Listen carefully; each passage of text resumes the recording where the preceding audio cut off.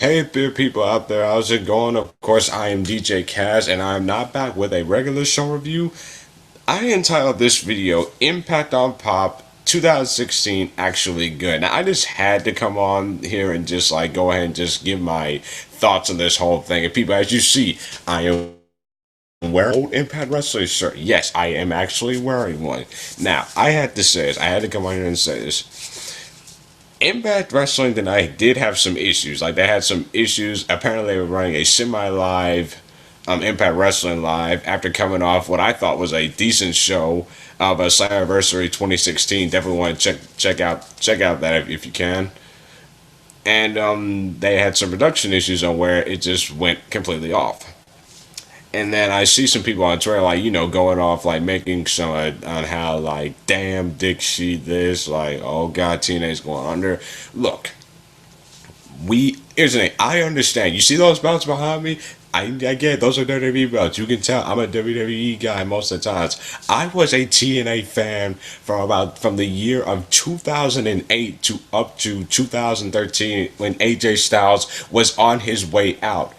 And I semi came back into the company in 2014 when they did those New York tapings. And I watched a little bit from last year, mainly, get this, last year's July episode, the episode where EC3 won the world title, which he should have won on the damn pay-per-view at Slammiversary last year.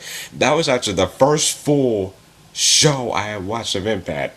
And get this, when Impact came back on Pop this year, I'm like, okay, I'm gonna give this company just one more chance. And people, I get this. Impact Wrestling, TNA, whatever you want to call them, they have just done so much stupid shit over the last 7 years that they have just driven a lot of fans from away from professional wrestling. I understand that. I am one of them. I have been pissed off at this company because I want them to succeed. I want them to get better. And I'm not one of these fans that's just gonna say die T and they die, because let me tell you something. When I actually watch Impact, I am supporting the wrestlers. I am not supporting the company, because as a wrestling fan, I love professional wrestling and I love seeing these men and these knockouts just bust their ass. And let me tell you something. Impact on Pop this year has actually been good. And you want to know what brought me back into watching this?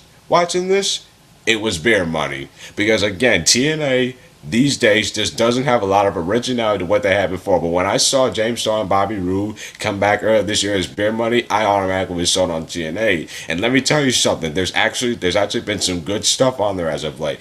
EC3 and Mike Bennett are busting their ass to give people who actually still are faithful to this company, to give them a good decent storyline with EC3's Road to Redemption. That's good. I'm even gonna break in the Decay. They're actually pretty good at too. Like they actually feel legit. And you still have a lot of other things, like even though the knockouts division isn't where it was like many years ago, at least they got Maria Kanellis to actually have a secondary storyline for people to get into, the one between her and Gail Kim, because you want to see Maria get her ass kicked. And also your main event scene featuring Bobby Lashley and Drew Galloway has been awesome too. And also some other matches I'm actually gonna describe from TNA this year that they put on since they've been on Pop. I'm actually gonna tell you, check out Beer Buddy versus the Wolves from back in March, for the tag team titles. Go back and watch EC3 versus Matt Hardy in that last man standing match, where they did what I thought was a awesome double turn between Matt Hardy and EC3.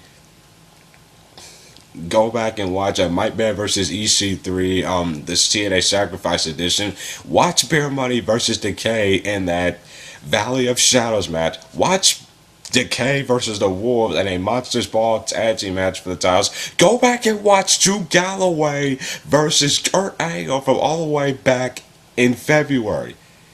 So they've actually had some good stuff this year. Yes, we know, the King of the Mountain Championship. I don't even know what the fuck is the purpose with that championship, but at least they're using it to a full extent. I'm actually gonna go as far as to say Eli Drake. He's actually been entertained with his Fat Tough Life edition. even though Bobby Roode and Eric Young, they left earlier this year, you still have James Storm and Abyss, who are still good TNA veterans that still provide a little bit of something to that company. Matt and Jeff Hardy, and I'm going to be the first to say, I'm not really big on the Matt and Jeff Hardy storyline because I've seen it in WWE, but at least, let me show you something. You see this right here? This is my Matt Hardy t-shirt with an Impact Wrestling logo on the back. That's how much I love Matt Hardy, and that's how much I'm supporting him, because people can get Matt Hardy credit all they want, but when he is on point, he is on point, and he at least is providing a lot of substance to Matt Hardy, this Matt Hardy versus Jeff Hardy feud, which I hope it's actually over because they had the payoff match at Slammiversary. And I'm actually going to touch on Slammiversary. The matches you need to check out for this pay-per-view, and I'll be honest with you, when I saw this pay-per-view, when I heard the way this card was like, I was like, oh shit, this is gonna be bad. This all just doesn't sound good. Let me tell you something. Go back and watch the 4-way X Division match, including Trevor Lee, Andrew Everhart, Eddie Edwards, and DJZ. They busted their ass in that opening matchup. You don't need to watch the last 4, but you don't need to watch the next 4. But the last 4 you need to check out. Check out Matt Hardy versus Jeff Hardy, Full Metal Mayhem, EC3 and Mike Bennett. That was the best match of the night to me. And get this, I'm actually going to say this. Go back and watch the Decay versus the Bromance of that tag team title match. It was actually fine. And check out the main event, Lashley versus Drew Galloway. So yes, even though Impact Wrestling is not at where it was before, like, they are definitely not where they were 10 years ago, not even 2012. But if you at least just go in there with a different mindset and stop trying to compare it to WWE so much, which I've had to tell myself to stop doing that, then you can, if you go in there with a different mindset. I just laid out some stuff that they've done this year. Go check it out. See, it's actually not that bad. Again, I don't even watch TNA like that anymore. Like, I only watch it on the replay once every other week, because 9 out of 10 times nothing important happens on Impact. But I just laid out some good stuff that they've had this year. So in the end, at the end of the day, like, as a wrestling fan, I don't want wrestlers to lose their jobs, but just take Impact for what it is and just see it from a different perspective, and just don't compare it to WWE so much. I just had to come on here and say that, because again, I don't want Impact. I actually want Impact Wrestling to succeed, but it's just like, again, when you hear this kind of stuff, it just makes you shake your head, and it's just like, you want to support this company, but they just do so much stupid shit that they just drive you away, and rightfully so. But check out the good stuff I just mentioned to you. They've actually had some good stuff. Just check it out. And again, to end this video on a note, when I watch Impact, I want to state this clearly. I support the wrestlers, not the company. Thank you guys for tuning in. Catch you on the flip side. Peace out.